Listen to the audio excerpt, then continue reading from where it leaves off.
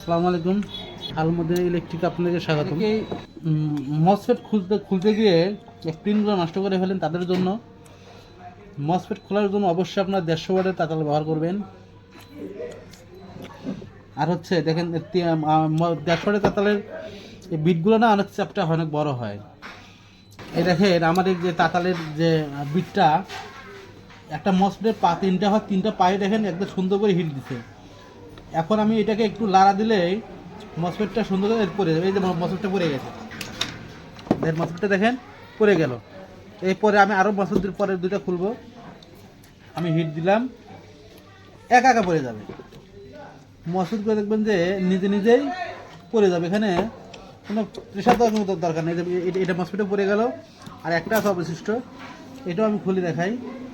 এই যে হিট দিলাম, এই যে একা একা পড়ে যাবে। এখন এই একা একা পড়ে গেলে দেখেন এখানে একটা পিনও কিন্তু নষ্ট হয় নাই। অনেকে কি করেন, ছোট তাতাল ব্যবহার করেন, এখানে হিট দেওয়ার পরে অনেক টানাটানি করে এটা মসফেটটাকে খোলেন, এর জন্য পিনগুলা নষ্ট হয়ে যায়। সবাই ভালো থাকবেন, আল্লাহ হাফেজ।